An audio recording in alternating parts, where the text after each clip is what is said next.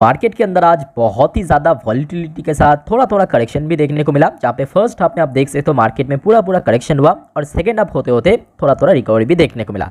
और at the end Nifty 50 आके closing दिया 17,392 पॉइंट पे, लगभग 0.42% गिरावट के साथ। और इस बात का अलर्ट दोस्तों मैं आपको लास्ट डे वीडियो में भी कहा था, संडे नाइट वीडियो में आपको याद होगा कि बैंकिंग सेक्टर आज पूरा पूरा कोशिश करेगा, मतलब बैंक निफ्टी जो अपने आप को 40,000 के ऊपर स्टेबल रखने का। ठीक वैसा ही हुआ। आज बैंक निफ्टी जहां पे एक तरफ 1% तेजी के साथ क्लोजिंग दिया, फाइनेंशियल सर्विस सेक्टर भी ऑलमोस्ट 0.77% तेजी के साथ क्लोजिंग दिया। दूसरी ओर में अगर हम बात करें, ये बात भी मैं आपको उस वीडियो में बोला था, याद होगा आपको, कि आईटी सेक्टर आज कमजोर हो सकता है, क्योंकि फ्राइडे नाइट को हमने देखा था एक तो नैस्डैक और डॉ जोन्स जो कि एक 1.5% नीचे आके क्लोजिंग दिया था। तो कहीं ना कहीं इसका इंपैक्ट, क्योंकि यूएस मार्केट गिरा, तो हमें आज इंडियन मार्केट में जरूर देखने को मिलेगा आईटी सेक्टर के अंदर। ठीक वैसा ही हुआ। आईटी सेक्टर आज लगभग 2% नीचे आके क्लोजिंग दिया। साथ ही साथ मेटल सेक्टर के अंदर भी भारी भरकम गिरावट। ऐसा क्यों हुआ आगे चल के हम बात करेंगे। साथ ही साथ आप देख सकते हो ऑटो सेक्टर भी आज 1.5% गिरावट के साथ क्लोजिंग दिया। तो दोस्तों जैसे कि आपको मालूम है कि यूक्रेन और रशिया का वॉर ऑलमोस्ट 1 साल खत्म हो चुका है, और आज के डेट पे दोस्तों कुछ ऐसा सुनने को आ रहा है कि पुतिन की तरफ से, तो देखिए क्या स्टेटमेंट दिया है यहाँ पे रशिया का प्रेसिडेंट व्लादिमीर पुतिन। तो चलिए मैं आपको थोड़ा न्यूज़ के ऊपर लेके चलता हूँ, यहाँ पे हम थोड़ा चर्चा करेंगे एक्चुअल में आज मार्केट में गिरावट क्यों हुआ था, उसके बाद सेकेंड हाफ में तेज़ी भी क्यों हुआ था, तेज़ी मतलब रिकवरी क्यों हुआ था। तो देखिए, Ukraine war live updates, Putin warn NATO's nuclear capability can't be ignored. तो बेसिकली पुतिन ने ये संदेश दिया है नाटोज को, नाटोज मतलब नाटोज में जो जो कंट्रीज मेंबर है, कि रशिया के पास जो यहाँ पे न्यूक्लियर वेपन है उसको इग्नोर ना करने के लिए। और उसके साथ साथ देखिए यहाँ पे कुछ इस तरह का बोल सकते हो कि स्टेटमेंट दिया है कि देखिए, Putin said the West is complicit the crimes being committed by Ukraine by supplying the country with weapons and that the end goal is to destroy and divide Russia। तो ऑब्वियसली ये तो हर किसी को मालूम है कि आज की डेट पे जो यूक्रेन यहाँ पे लड़ रहा है वो कहीं ना कहीं दोस्तों वेस्ट या बोल सकते हो यूएस की मदद से, क्योंकि लगातार वहाँ पे हमने देखा फाइनेंशियल यहाँ पे सपोर्ट दिया, वेपन के ऊपर भी बहुत ज़्यादा सपोर्ट दिया। और कहीं ना कहीं जिस वजह से हमने देखा रशिया एक तरफ बहुत ज़्यादा बोल सकते हैं यहाँ पे अकेला पड़ गया, क्योंकि रशिया को सपोर्ट देने वाला एक है चाइना, इंडिया सपोर्ट नहीं दे पा रहा है। दूसरी अगर हम बात करें चाइना को बार बार यहाँ पे थ्रेटनिंग दे रहा है यूएस की तरफ से कि सपोर्ट मत दे, अदरवाइज यहाँ पे बहुत ज़्यादा फिर से सैंक्शन यहाँ पे लग सकता है।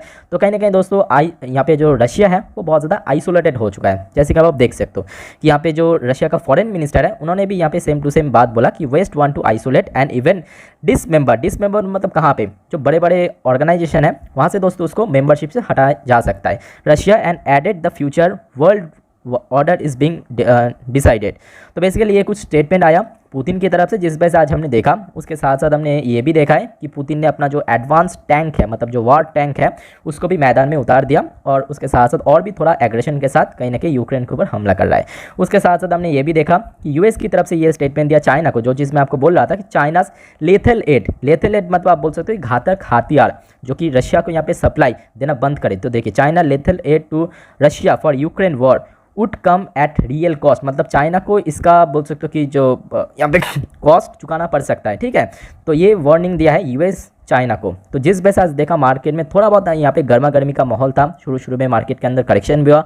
और उसके साथ साथ ये रीज़न तो है ऑब्वियसली है, क्योंकि फ्राइडे के दिन यूएस मार्केट के अंदर भी यहाँ पे कमजोरी के साथ क्लोजिंग हुआ था। चाहे हम बात करें डॉ जोन्स 1% गिरावट के साथ क्लोजिंग दिया, नैस्डैक की बात करें लगभग 1.69% गिरावट के साथ फ्राइडे के दिन क्लोजिंग हुआ, जिस वजह से आज हमने देखा कि आईटी सेक्टर के अंदर गिरावट हुआ था। अब देखिए मैं आपको थोड़ा अच्छे से एक्सप्लेन कर देता हूँ, ध्यान से समझना कि क्यों आज बैंकिंग सेक्टर में तेजी था और बाकी सेक्टर में गिरावट था। अब देखिए, आपको याद होगा आज से ठीक 1 साल पहले जब रशिया यूक्रेन वॉर शुरू हुआ था, उसके बाद हमने देखा कि अकेले बैंकिंग सेक्टर, फाइनेंशियल सेक्टर ही सिर्फ और सिर्फ ऊपर की तरफ चल रहा था, अदरवाइज बाकी सेक्टर में गिरावट हुआ था। आईटी सेक्टर तो होपफुली आपको अच्छे से समझ आ गया, क्योंकि यूएस मार्केट अगर गिरा आईटी सेक्टर में गिरावट होगा।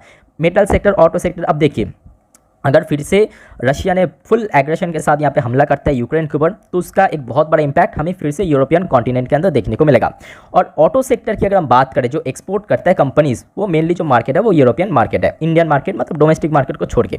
तो कहीं ना कहीं उसका जो सेल्स है ड्रॉप हो सकता है लास्ट ईयर की तरह, जिस वजह से हमने लास्ट ईयर भी देखा था बड़े बड़े जो कि ऑटोमेकर कंपनी, चाहे आप टाटा मोटर्स की बात करें, महिंद्रा की बात करें, बजाज ऑटो की बात करें, काफ़ी हद तक नीचे पहुँच गया था। बीच में थोड़ा रिकवर किया और सेम टू सेम रीजन की वजह से आज कहीं ना कहीं गिरावट देखने को मिला। मेटल सेक्टर की बात करें तो ऑब्वियसली अगर वर्ल्ड वाइड यहाँ पे फिर से इन्फ्लेशन बढ़ता है तो कहीं ना कहीं उसका इंपैक्ट सबसे ज़्यादा आपको मेटल सेक्टर के अंदर ही देखने को मिलेगा। और मेटल सेक्टर के अंदर आज लगभग ऑलमोस्ट 2.39% गिरावट के साथ क्लोजिंग दिया। अब बात करेंगे बैंक को यहाँ पे कैसे फायदा मिलेगा। अब देखिए फिर से अगर समझ ली कि इन्फ्लेशन बढ़ा, ठीक है, लास्ट ईयर जैसा, और ऑब्वियसली अगर इन्फ्लेशन बढ़ा तो हर एक देश की जो सेंट्रल बैंक है उनको भी अपना रेपो रेट हाइक करना पड़ेगा। अब देखिए बैंक कहाँ से कमाई करता है, ब्याज की कमाई, मतलब इंटरेस्ट इनकम। बैंक जब अपनी इंटरेस्ट बढ़ाएगा ऑब्वियसली जो कंपनीज उससे लोन लेगा उसको हाई इंटरेस्ट पे करना पड़ेगा। तो फायदा किसको होगा, फायदा ऑब्वियसली बैंक को होगा, फाइनेंशियल सर्विस सेक्टर को होगा, मतलब जो एनबीएफसी कंपनी है, जिस वजह से आज बैंक निफ्टी के अंदर इतना तेजी देखने को मिला और दूसरे सेक्टर में मेनली आज गिरावट देखने को मिला। होपफुली दोस्तों आपको अच्छे से समझ आ गया, ये तो गिरावट के पीछे रीजन हमें अच्छे से समझ आ गया। अब बात करेंगे रिकवर कैसे हुआ सेकंड हाफ में, क्योंकि अगर आप देखोगे फर्स्ट हाफ में तो पूरा गिरावट हुआ, बट सेकंड हाफ में लगभग 1:15 या 1 बजे से ही पकड़ लीजिए पूरा मार्केट के अंदर देखिए रिकवर हुआ, शार्प रिकवरी। ऑलमोस्ट देखिए निफ्टी जहाँ पे नीचे 17,300 तक पहुंच गया था, ऊपर की तरफ देखिए ऑलमोस्ट 100 पॉइंट की रिकवरी दे चुका है एंड होते होते, ठीक है। तो इसके पीछे एक्चुअल रीजन ये है कि आज सुबह हमने देखा एक तो डॉ जोन्स का फ्यूचर बहुत ज़्यादा पॉजिटिव में था।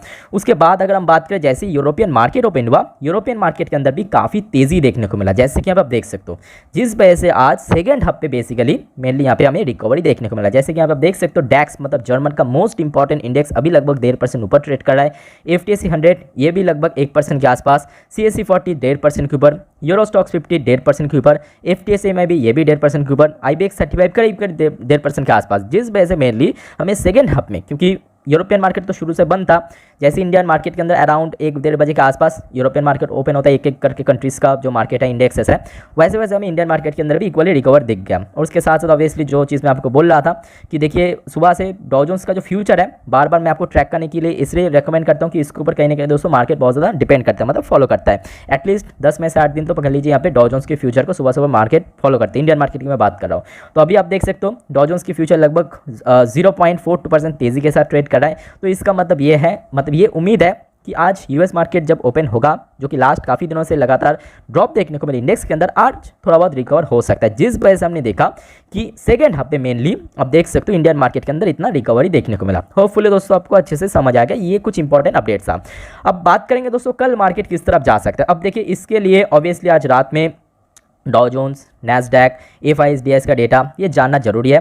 तो इसके ऊपर मैं रात को एक अपडेट दे दूंगा और सारे व्यूअर्स को मैं रिक्वेस्ट करूंगा जो लोग अभी तक चैनल को सब्सक्राइब नहीं किया प्लीज़ चैनल को सब्सक्राइब करके जरूर रखना, पास में बेल आइकन को जरूर क्लिक कर देना ताकि जब भी मैं रात का वीडियो अपलोड करूँ तुरंत आपके पास नोटिफिकेशन पहुँच जाए। फिर भी मैं आपको एक अनुमान दे के रखना चाहता हूँ कि अगर फिर से गिरावट होता या ऊपर की तरफ मूवमेंट होता तो कहाँ पे रेजिस्टेंस फेस करेगा, कहाँ पे सपोर्ट मिलेगा, ठीक है। तो देखिए आज की डेट पे अगर हम क्लोजिंग या बीच यहाँ पे गिरावट हुआ था उसको अगर हम एनालाइज करें तो आज जहाँ पे सपोर्ट मिला मतलब 17,300, तो कल एक इमीडिएट सपोर्ट तो यहाँ पे बन जाएगा 17,300 के आसपास, क्योंकि आज भी हमने देखा लगभग इसी लेवल के आसपास सपोर्ट मिला। इवन एक महीने पहले अगर आप देखोगे जब यहाँ पे एलिगेशन लाया था, मतलब क्या बोलते हैं उसे, हिंडनबर्ग रिसर्च ने अदानी ग्रुप के ऊपर, तब भी हमने देखा था मार्केट के अंदर सेम टू सेम गिरावट हुआ था और उस टाइम पे भी हमने देखा था करीब 17,320 के आसपास मार्केट पहुँच गया था, मतलब निफ्टी पहुँच गया था। आज कहीं ना कहीं इसी लेवल के आसपास जो कि एक महीने पहले का लो था उसी लेवल के आसपास सपोर्ट मिला, फिर से हमें रिकवरी देखने को मिला। बट हाँ शुरू से लेके एंड तक, शुरू में अगर आप देखोगे 17,438 तक जो कि निफ्टी पहुंच गया था, एंड की अगर हम बात करें 17,804 तक, सॉरी 8 तक पहुंच गया था, तो ऊपर की तरफ अप्रॉक्सीमेटली यहाँ पे 17,400 के आसपास एक रेजिस्टेंस फेस कर सकता है। बट अच्छी बात यह है कि आज के रेट पे कहीं ना कहीं इसी रेजिस्टेंस के एकदम बॉर्डर लाइन पे आके निफ्टी क्लोजिंग दिया। तो कल अगर अर्ली आवर पे, मतलब एकदम शुरू में अगर निफ्टी ये लेवल ब्रेक करके निकल जाता है तो कहीं ना कहीं दोस्तों ऊपर की तरफ एक उम्मीद है फिर से 17,500 की तरफ पहुंचने का। इनकेस अगर कल सुबह ये लेवल ब्रेक करने में नाकाम रहता है तो कहीं ना कहीं नीचे की तरफ फिर से यहाँ पे ड्रॉप हो सकता है। एनीवे वो ये सारी चीज़ बहुत कुछ यहाँ पे डिपेंड करेगा आज रात में यूएस मार्केट किस लेवल पे क्लोजिंग देता है, पॉजिटिव में, नेगेटिव में, हाईली वॉलेटाइल के साथ। उसके साथ साथ FISDS का डेटा भी बहुत कुछ यहाँ पे डिपेंड करेगा, तो उसके ऊपर अपडेट मैं आपको रात में दे दूंगा, ठीक है। फिलहाल दोस्तों इतना ही, इस वीडियो के यहाँ पे वाइंड अप करता हूँ। वीडियो अच्छे लगे तो प्लीज़ वीडियो को लाइक करना, चैनल को सब्सक्राइब करके जरूर रखना। मिलते हैं।